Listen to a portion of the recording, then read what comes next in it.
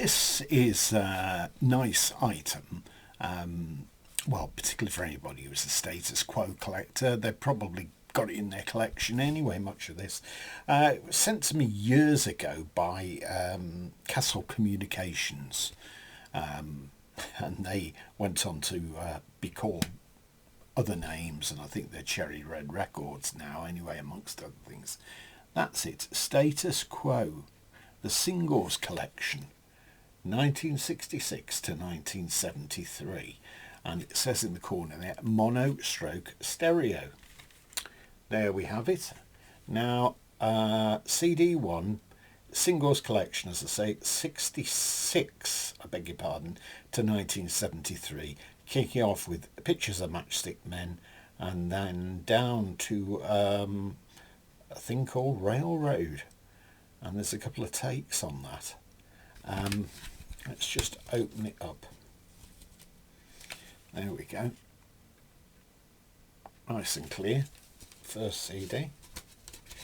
The second CD, which is the Rarities, is on that disc, and it's got like lines all around it. I think that's quite nice, actually. There's a booklet inside here.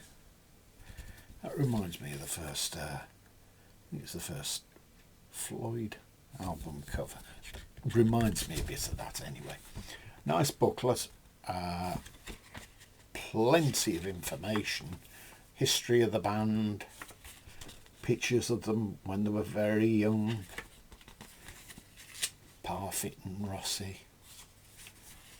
Quite a lot of material. I'm surprised actually for the time that this was issued that it wasn't a fold out. They put it as a booklet. It gives the catalogue number for all the singles, and it tells you, you know, if they're UK versions on Pi or if they're German A-sides. Bit of a history,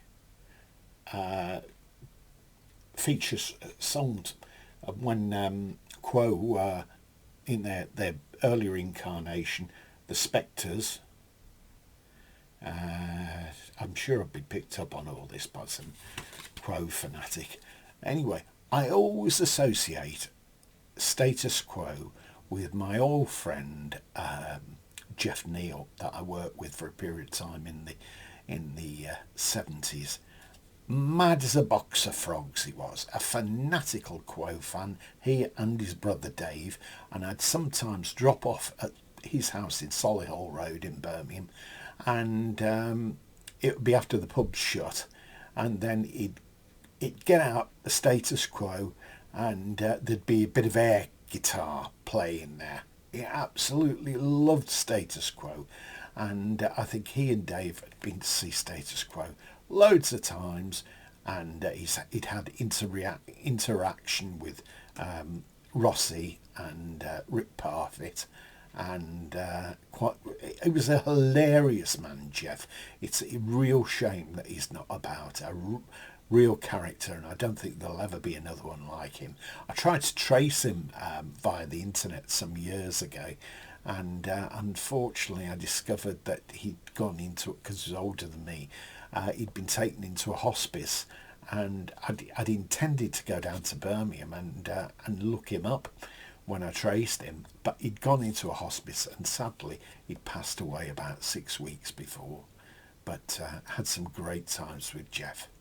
Great times. There we go. That's that nice centre parting of Rossi's. Apparently, Pictures of Matchstick Men he wrote when he was sat on the toilet, and it only took him 10 minutes to write that. I suppose that's the way all the best hits are done speedily. I don't mean sat on the loo or anything like that, for those of a tender disposition. Okay, well, I hope you've enjoyed seeing that, and if you have, please click a like, and please hit the subscribe button, and then I'll keep showing you various things that I've got in my collection that may interest you. Thanks for watching and have a great day.